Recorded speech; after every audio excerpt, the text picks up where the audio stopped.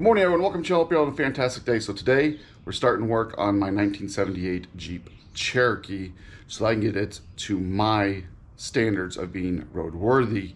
And everyone's standards is different, but I want to go through this whole Jeep before I really get it out on the road and start driving. So today I'm going to tackle the cooling system, but there's some other stuff I've been doing behind the scenes the last week. I've been ordering parts, just kind of looking over this thing to see what I need and I don't need. And there's some stuff I found that I don't need. Let me show you. So first of all, we have the old fuel filler hose that leaked quite a bit. So I've already replaced that, nothing exciting there. I removed the hitch that came with it. Now the previous owner told me him and his father had made this and moved a little trailer around their property, which is fine. But this piece here is actually stuck in there. And no, I don't mean just remove this bolts. I was told that they had to grind on this to get it to go in. They beat it in with a sledgehammer or something, and it's been in there for like 20 something years and it's rusted. Here's all the bolts and stuff. And then I removed a whole mess of wiring, a 1990s aftermarket alarm. That was, well, yeah. So none of this stuff works. And I have fixed the wiring in there for now, and I still got more to go through.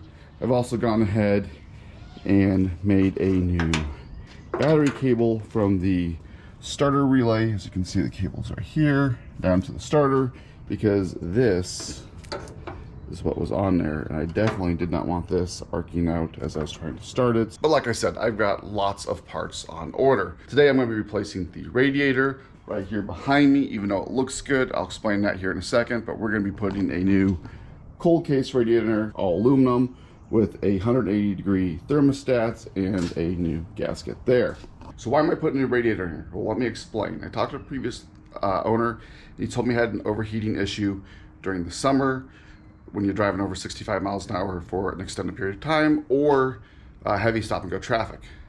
I asked him what he did to fix the problem. He started off by flushing the coolant system, which is a great idea. That didn't help. He put a new radiator cap. He replaced the upper and lower hoses, which I guess he did that when he flushed it. He put a new fan clutch on there. He put different thermostats, 160, 180, and a stock one, 195 degrees. None of it fixed it. He finally pulled the radiator, had it rotted. So they cleaned it out, they got a bunch of gunk out, and said it's only flown about 80%. How they determine that number, I don't know. So he told me the radiator needs to be cored or replaced, or just drive it in the winter like he did for the past couple of years. So I haven't had any issues right now, but before the summer hits here in Phoenix, we're gonna put a new radiator in there. So before I put this radiator in there, I am going to flush the coolant system. And if you're asking why, well, I don't know how old the coolant is. I don't know if there's any contaminants in it. So I'm just gonna go ahead and flush it, get all the gunk out. If there's any in there, I'm hoping there's not, before I put my new radiator in there. Now, flushing the coolant system on these things is pretty easy. It's not like modern cars. Let me show you. So I'm not gonna do it all on camera. I'm probably gonna flush it 2, 3, 4 times until I get nice, clean, clear water coming out of it. I'm going to use distilled water, and please, if you do this, make sure you take all of your old coolant, all the flush stuff down, and have it properly recycled, as animals like to drink it and it is poisonous to them. Don't just dump it on the ground. Take it down, have it recycled. Call your local city. Some of the auto parts stores take it. But anyways, let me show you how I'm going to do this. So here is the stock radiator, and my thermostat is right down in there. So first thing I'm going to do is I'm going to warm up the engine, get its operating temperature, and then I'm going to drain this radiator. So now to get it to drain, I'm going to leave this cap on because it'll be warm in the beginning. I'm going to come down underneath, and there is a valve right there. I'm going to pull that valve, put a bucket underneath there, and let it drain.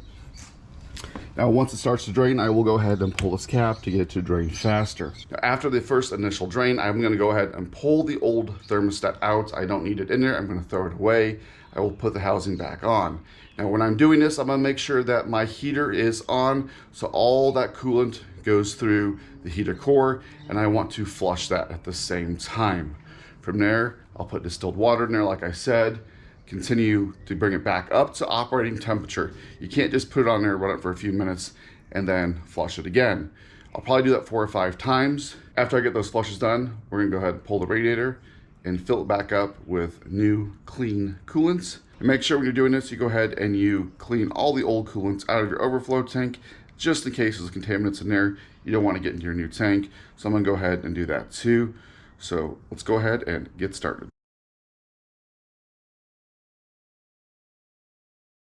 And just like that, the radiator has been flushed 4 times until the fluid came out as clear as I figured it would. And let me show you. There is the 4 flushes. The last flush came out pretty clear. My radiator is here. I've already gone ahead and taken the top hose off. There is no thermostat in there, so I'll have to take this off again. But the radiator looks like it's held in by just 4 bolts, 2 on either side.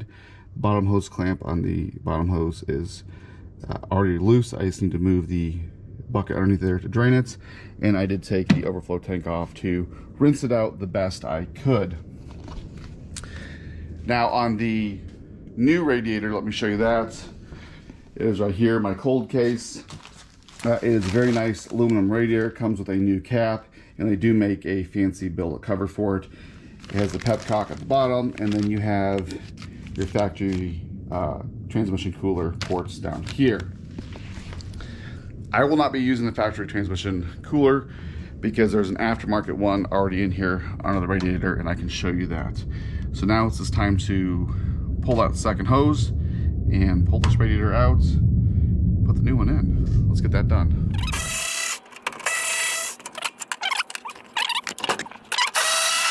And the last bolt.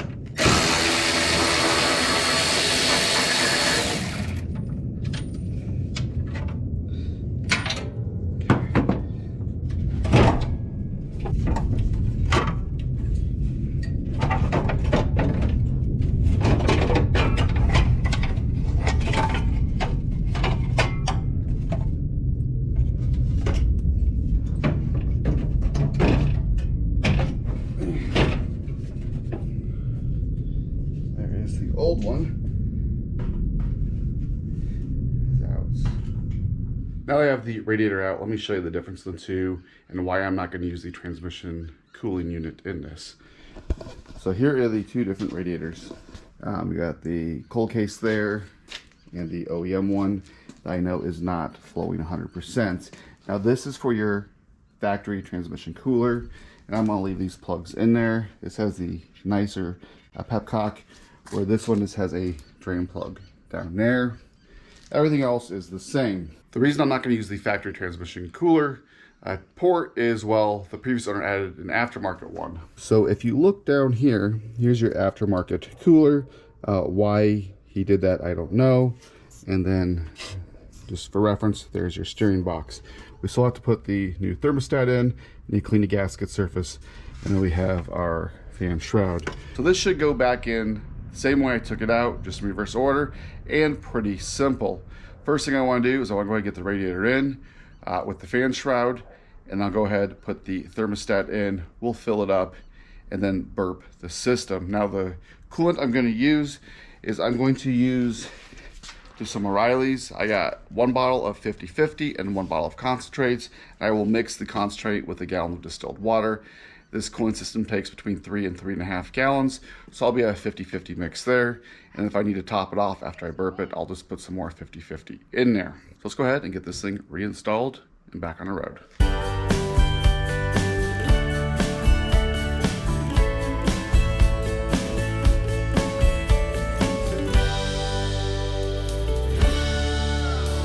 So the new radiator is in. Next thing I'm gonna do is put the new thermostat in. That's pretty easy.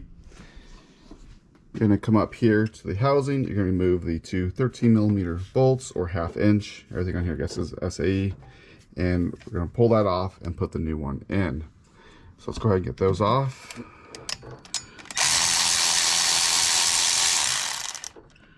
One.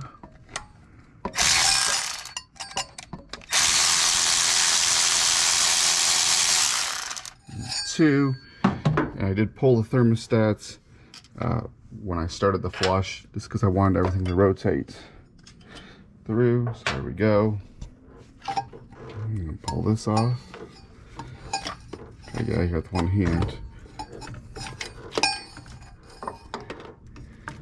There's that. So I need to clean up this gasket housing there. and up on here.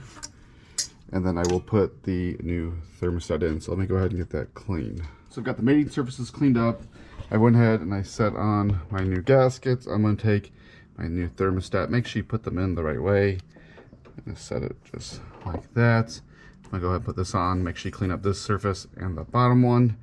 I will go ahead and tighten it. So now that everything's in, I got the hose on. I got everything nice and tight. I'm going to go ahead and fill this with the coolant. We'll just see if I can Bluetooth this. Just like that. If you pour it on the side like I'm doing, you're less likely to get the bubbles. So we'll get some in here, start it, try to burp the system. And the last thing I need to do is I need to go ahead and get a new overflow hose to go from the radiator to the coolant tank, because this one, the nipple on it is 0.4 of an inch and the old one is 0.25 or 2.8. I just couldn't get the hose to stretch. It's a little brittle anyways, so I'm going up to the auto parts store, get a couple dollars worth of hose and fill this up.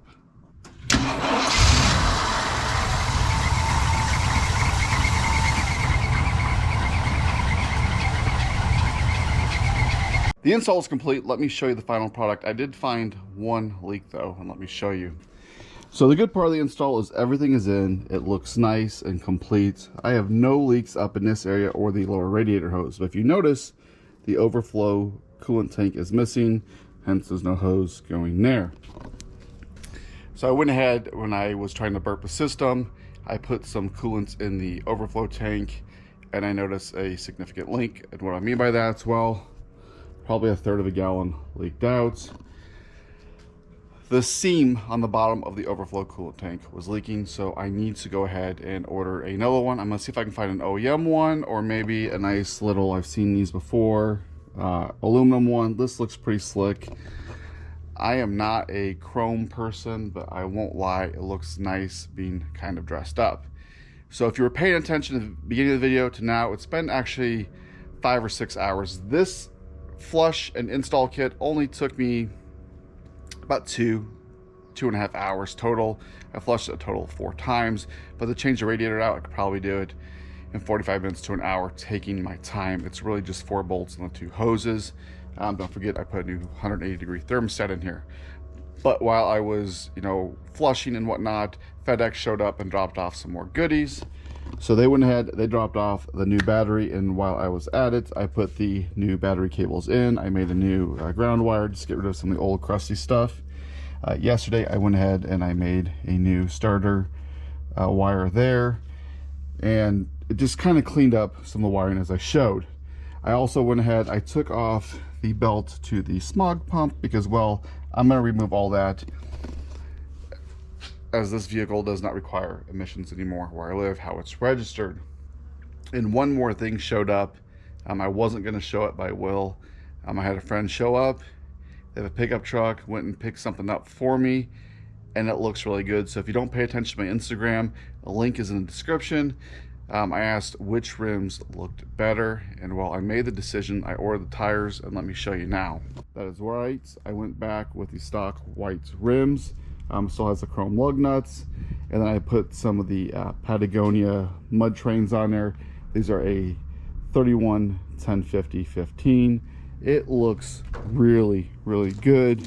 And for those of you wondering, yes, I did get a spare. I just threw it back here with more parts that I need to put in. So it looks like the last thing I have to do other than park the Jeep is go ahead and put lids on those 5-gallon buckets of the old coolant and take it down to the local recycling center. My city told me where to take it. They'll let me recycle it for free. Like I said, just give them a call. I want to do what I can to help protect the environment. But I don't know what's next, so let's stay tuned for next week. Depends on which parts show up.